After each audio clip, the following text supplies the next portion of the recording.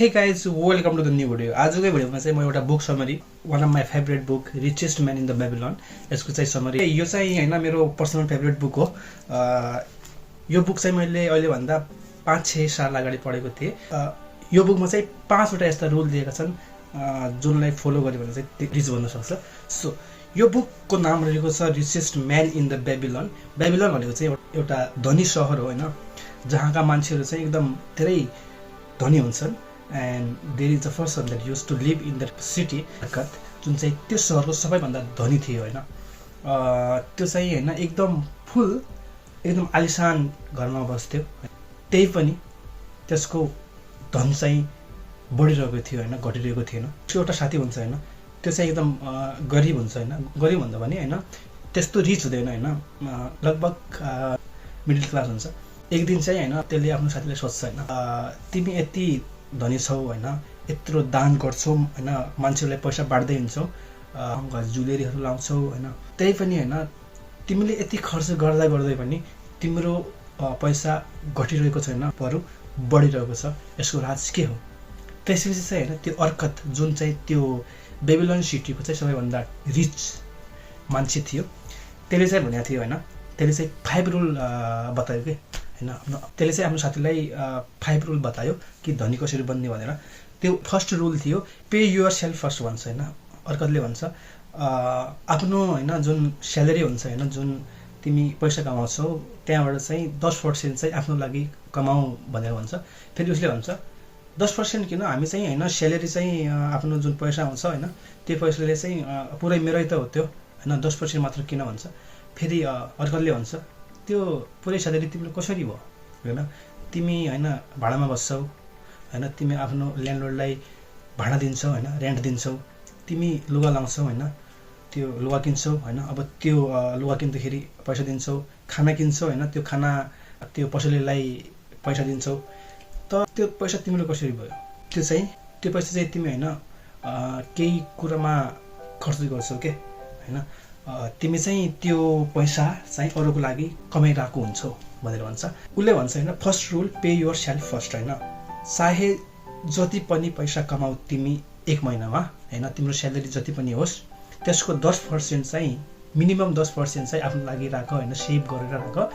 त्यो बाहेक जुन बच्छ त्योबाट चाहिँ खर्च गर भन्छ के। अर्को दिन अब त्यो साथीलाई हैन अर्कोले सेकेन्ड रुल पनि बताउँछ। त्यो रुल थियो लिभ बिलो योर मिन्स भन्नाले जुन तिमी हैन तिमीसँग हैन मोबाइल हुन्छ हैन, मोबाइल भए तापनि तिमीहरू हैन नयाँ मोबाइल किन्छौ के हैन, आइफोन नयाँ के अपग्रेड गर्छौ, लुगा उदाउँदै पनि नयाँ लुगा किन्छौ, पैसा यताउता वेस्ट गर्छौ, त्यो चाहिँ नगर्ने के रुल हो यो हैन। लिभ बिलो युवर मिन्स भन्नाले आफूलाई चाहिने जति चाहिँ खर्च गर्ने, बाँकी चाहिँ सेभ गर्ने। मैले भनेर छैन कि हैन तिमीहरूले पनि हैन यस्तै रुल फलो गर्नुपर्छ। यो चाहिँ अर्कतले आफ्नो साथीलाई धनी बन्नको लागि दिएको दोस्रो रुल हो। अब थर्ड रुल रहेको छ make your money work for yourself. जुन तिमीले हैन स्यालेरीबाट 10% जुन कमायौ, अब त्यसलाई हैन राखेर त भएन। अब त्यसलाई राखेर के हुन्छ र हैन, मानौ तिम्रो स्यालेरी छ 1000 हैन, अब त्यसको 10% चाहिँ 100 रुपैयाँ। अब 100 रुपैयाँलाई तिमीले चाहिँ आफ्नो लागि राख्यौ, अब त्यो पैसालाई काममा लगाऊ के, त्यो पैसाबाट पैसा बनाऊ के हैन। आज फर्स्ट मन्थमा 100 रुपैयाँ जम्मा गर्यौ, सेकेन्ड महिनामा दोस्रो 100 रुपैयाँ, थर्डमा थर्ड फोर्थ यस्तै गर्दै हैन तिमीसँग हैन धेरै 100 रुपैयाँ हुन्छ र त्यो 100 रुपैयाँलाई एउटा आफ्नो ब्याङ्क एकाउन्टमा जम्मा भन्दा पनि त्यो पैसालाई काममा लगाऊ के, चाहे ताकि त्यो पैसाबाट अरू पैसा आओस्। यानी इन्भेस्ट गर के, कुनै पनि जस्तै म्युचुअल फन्ड छ, स्टक मार्केट छ हैन, यस्ता कुरामा चाहिँ इन्भेस्ट गर के, इन्भेस्ट गर्नु पर्यो त्यो पैसालाई। त्यो 100 रुपैयाँबाट 110 होस्, 120 होस्, 200 होस्। त्यसपछि अर्को दिन त्यो अर्कतले चाहिँ आफ्नो साथीलाई फोर्थ रुल बतायो, त्यो हो प्रोटेक्ट युर क्यापिटल भन्नाले इन्भेस्ट गर्नुभन्दा अगाडि चाहिँ हैन जुन तिमीले हैन त्यो एउटा पैसा कमायौ हैन, जुन तिमीले आफ्नो स्यालेरीबाट 10%, फोर्थ रुल हो प्रोटेक्ट युर क्यापिटल भन्नाले जुन तिमीले आफ्नो स्यालेरीबाट 10% बचायौ, इन्भेस्ट गर्नुभन्दा अगाडि चाहिँ त्यो पैसालाई बचाउने गरी इन्भेस्ट गर्ने के। अब इन्भेस्ट गर्नुभयो भनेर चाहिँ जुन पायो त्यही स्टकमा हैन, जुन पायो त्यही उसमा इन्भेस्ट नगर्ने, त्यहाँ इन्भेस्ट गर्ने जहाँ चाहिँ त्यो चाहिँ प्रिन्सिपल एमाउन्टको चाहिँ सेफ्टी होस् के, जस्तै यदि होइन अब इन्भेस्ट गर्दाखेरि होइन त्यो पैसा लुज हुन्छ भन्ने रिस्क छ भने चाहिँ त्यहाँ इन्भेस्ट नगर्ने के भन्नाले बढी होइन पैसा कमाउने चक्करमा चाहिँ होइन जुनसुकै स्टकमा इन्भेस्ट नगर्ने, इन्भेस्ट गर्ने जहाँ चाहिँ तिम्रो प्रिन्सिपल एमाउन्ट जुन तिम्रो पैसा छ त्यो चाहिँ सेभ होस् कि मिनिमम।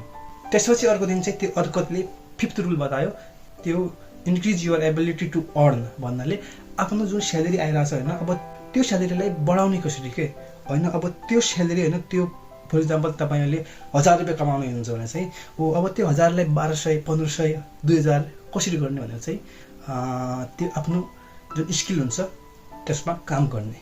5th रुल चाहिँ आफ्नो जुन कमाउने क्षमता छ त्यसलाई बढाउने भन्नाले आफ्नो इन्कम जुन छ त्यसलाई बढाउने, ताकि त्यो इन्कम बढेर हामी बढी पैसा सेभ गर्न सकौँ, हामी त्यो पैसालाई इन्भेस्ट गर्न सकौँ र त्यो इन्भेस्ट गरेको पैसाले हामीलाई बढी पैसा कमाएर दियोस्। सो गाइज होइन, this is my one of the favourite book होइन।